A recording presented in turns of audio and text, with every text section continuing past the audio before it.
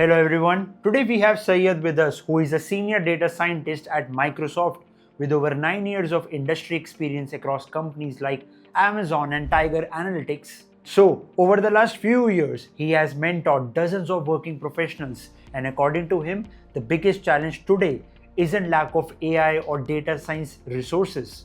It's the lack of structure because with so much content online, most professionals end up confused about what to learn, what to skip, and how to stay consistent alongside a full time job. So, in this conversation, Syed shares practical insights on mentorship, mock interviews, consistency, and what actually helps professionals crack top companies in today's AI driven market. So, come, let's hear it from him. So can you please brief me about your professional journey so far? And also, can you tell me how many years has it been that you have been associated with Bosscoder Academy now? Yeah, so currently I'm working in Microsoft as senior data scientist. I've been here for around 4 years now, and I work in Microsoft Azure team. Before that, I worked in Amazon for around 3 years. I was part of their data science team, working on various different projects. And I started my career in an analytics consultancy firm called Mhm. Tiger Analytics. There I spent around 2.5 years. Okay. So I've been associated with Bosscoder for around 3 years now. So yep, it has been great journey so far. So I have mentored more than 70, 80 working professionals till now. So, which is that one thing or a couple of things you feel like a lot of working professionals are struggling with today who want to upskill or switch to top product-based companies? Which is that one thing that they are struggling with, and what is the solution to that? As a matter of fact, we all know that in today's world, all the learning content is available on the web, right? Either you go on YouTube or you can use tools like ChatGPT or Gemini to go and upskill yourself. But the problem that comes is that most of the people are not able to find that structured approach because things are scattered everywhere. And if I go to one YouTube channel, they'll say that, hey, you study like this. I go to other channel, they'll be like, no, you focus on this. Yeah. So it becomes very challenging and difficult for a working professional because they have to juggle with their work life versus then they have to go ahead and upskill themselves. So it becomes very challenging for them to go ahead and see that what is the best path.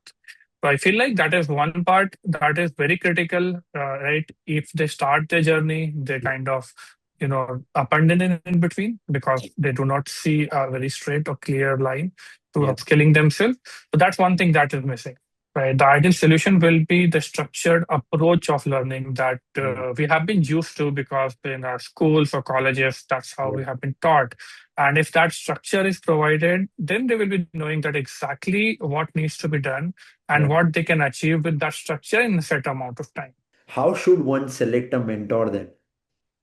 What do you think? So I think their mentor should be aligned to the field they want to upskill in, right? For example, many people want to upskill in software engineering, many people want to upskill themselves in data sciences, or data engineering, data Right. analysts, and things like that. So I think the mentor journey or the mentor, like it should reflect what they are trying to do, Mhm. and then because then they will be able to help you in a better way or guide you in a better way and Yeah. give you more personal experiences rather than just giving a professional advice. So, any particular hack or any particular kind of advice you would like to share with us? Grind is something which people don't see because it remains behind the scene, so we Yeah. have to grind daily, Right. and really that makes things perfect, right? There's no shortcut to the success, and grinding is boring.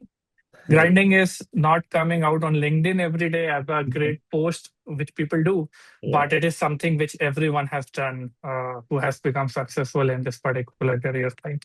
So yeah, just the last question from my end. So I wanted to understand what should be the mindset of a person who is preparing for mock interviews. So mock interviews are very, very important for the success of each of us, right?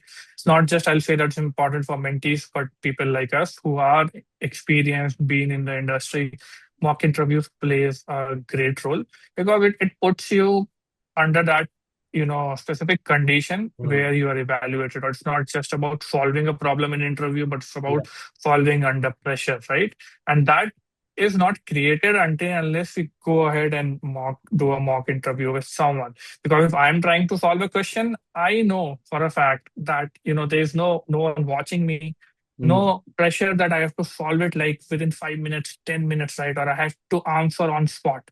So Right. that is something that get missed.